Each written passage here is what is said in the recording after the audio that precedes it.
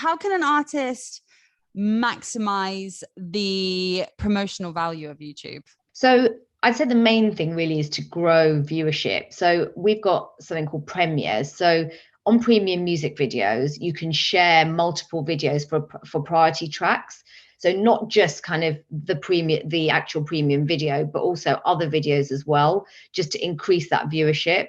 So live performances, for example, can really grow on and off platform streams as well. So if you've got a new release coming up, record quite a few different versions of that live in different places, etc.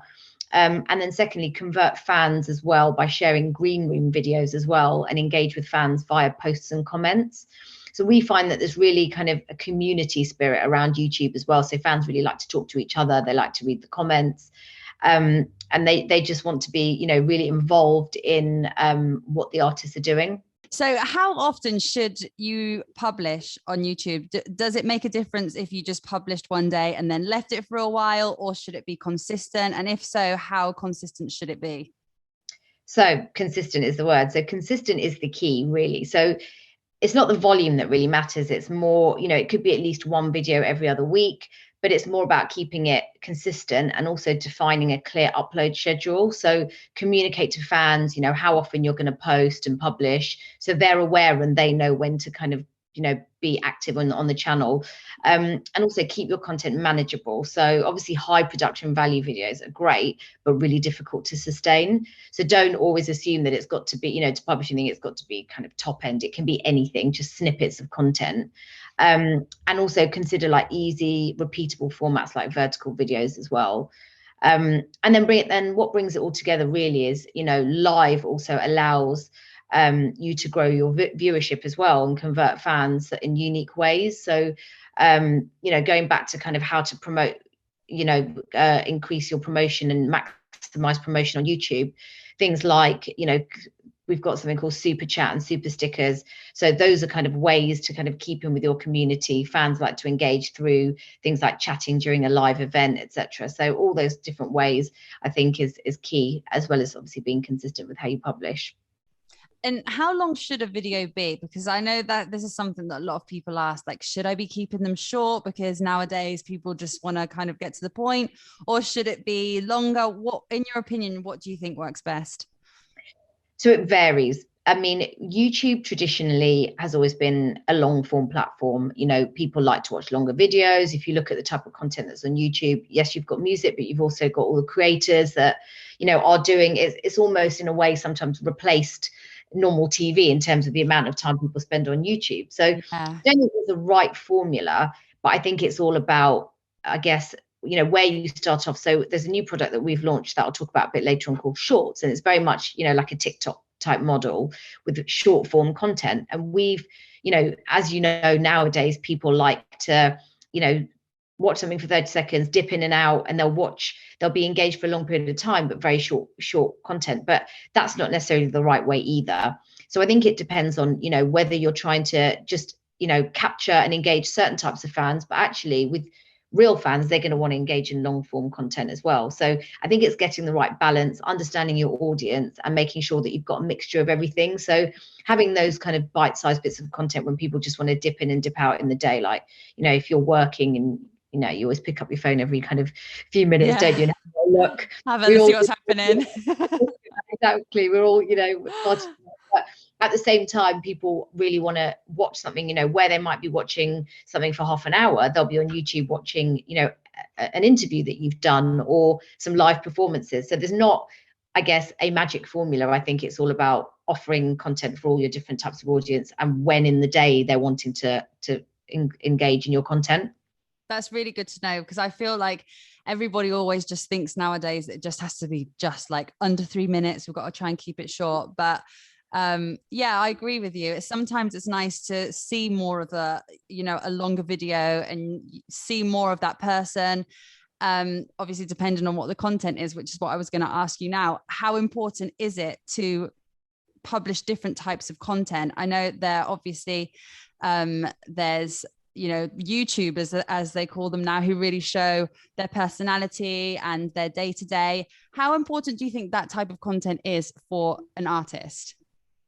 I think it's increasingly a lot more important. Like we saw over, over COVID times that people were increasingly watching non-music, even for music and artists, non-music content, because people nowadays really want to know more about an artist. We're just everyone's nosy now. They want to know everything. They don't just want to know what music you have. They want to know, like, what do you eat? What do you cook? What does your dog look like? Where do you go to do your exercise? All sorts of things, like what sort of fashion do you follow? So I think it's all about, again, it all comes down to engagement. And when I was talking about things like green room content and all of that, I think, yes, music is, key. Obviously, as an artist, you want to provide your fans with all the music possible, but at the same time, they want to know that you're human and they want to know more about you. So I think for that whole engagement and for, to create a really holistic channel, and when we talk about artist channels, we'll talk about that a bit more, but it's all about having enough content to really keep your fans engaged so they get to know more about you, really. Back in the days, you'd pick up a magazine and you'd read about an artist and you'd all of a sudden find out how many brothers and sisters they've got and everything. So this is your way to showcase you as a human being, not just an artist. Yeah, that's actually a really good way to think about it. How before it was just like picking up a magazine, and now you're like in their home, in the kitchen.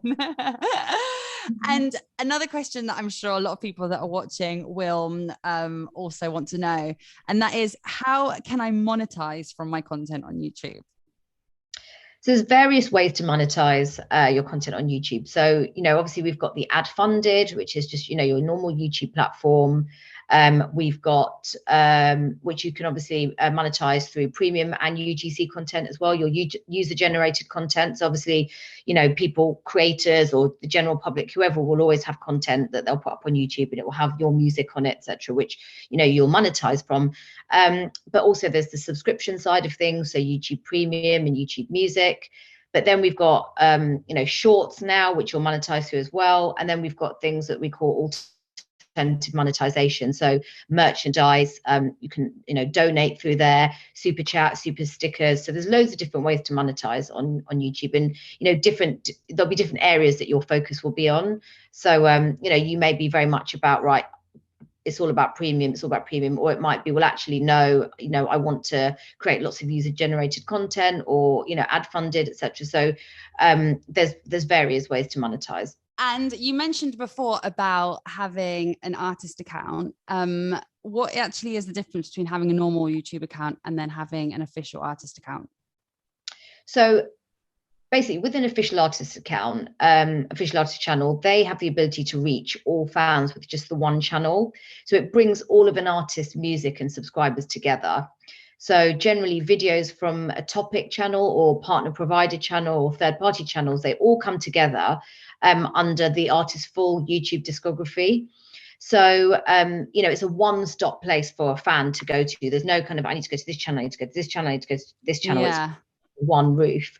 And subscribers will also merge as well. So you'll be able to engage with all your fans in one place. Also, the official artist channel appears at the top of search results as well. So if I search for a particular artist, the first thing that will appear will be the official artist channel. And it also has a music note attribution next to it. So the fan will know that it's the official artist channel. And then YouTube also auto generates playlists of official music videos and albums as well from those channels. So it's really beneficial to, if you are able to, meet the criteria to open an official artist channel, it's a great way to have your fans all in one place. And what is the criteria to open a channel, an official channel? So to be eligible for an artist channel, you need to meet 3 different types of criteria. So you'll have to own and operate a YouTube channel that represents one artist or band. Right. You'll have a topic channel. So artists that release and have delivered and distributed on the platform will have a topic channel auto-generated. And then you need to have at least 3 official releases of YouTube delivered and distributed by music distributor or label. So 3 official releases, and then you will qualify for official artist channel. Does that kind of process take a long time normally, or? It's not instant, I have to be honest. Okay. It can take some time, just because of obviously the processes on the operational end, etc. But we try and work as fast as we can to turn that around. Mm-hmm. And do you have any tips of what your account should actually look like? I know obviously when you go in, you have your header and you have your profile picture. What should an account actually look like? And if you have any tips that you can share with us. Sure. So obviously, I mean, things like official artist channels and all that are, you know, one of the main things to be aware of. But a YouTube channel really is an extension of your brand. So it's all about profiling your brand, what you're all about, and what you want to portray to your fans. So keep your branding in your areas consistent so your fans recognize it. So, for example, with the banner, you'd have like band photos or album art, maybe tour dates in there, or release dates or events, or anything that you really want, you know, to be of front of center, and always keep it up to date as well. So you don't really want it to be kind of old. You want it to always be very, very current. And then the channel name seems like a, you know, a really basic one, but, you know, keep it as your artist performing name. It's easy to sort of deviate with something else and then it confuses fans. And then the icon as well, so a headshot or a logo, and generally like a high contrast image that fans will recognize as well. So all of those things are very much like easy marketing. You know, they bring you in straight away. Your channel needs to be neat, and then the variation of content that we spoke about, so having things on the shelves, having, you know, your short form content, your long form content, your interviews, your variety of content as well. Mm-hmm. Do you have any examples of any artists that you think are using YouTube in the correct way, or any artists that you really enjoy watching on YouTube? So some of the artists that have been doing some interesting things recently, actually. So Biba Doobie did a bedroom sessions, which was put into a playlist, basically to increase continuous listening. So what it was all shot, so really easy, all shot in one day, but she released one video per week via YouTube Premiere. Mm-hmm. So it was really kind of, you know, dropping more and more content over time. But in terms of, you know, her work, it was quite easy the way it was done. And then Mabel uploaded a trailer to warm fans up for a premium music video that she used on premieres, and also loads of green room content as well. And then slightly different years and years, their channel's really organized by clear shelves. So, you know, we're talking about just, you know, how to make it, you know, what your channel should look like. So they've got clear shelves so fans can easily see each era and section. And like the Starstruck era has a live performance, it's got behind the scenes footage and a content series as well. So there it's really about, you know, showing fans where they can get different types of content.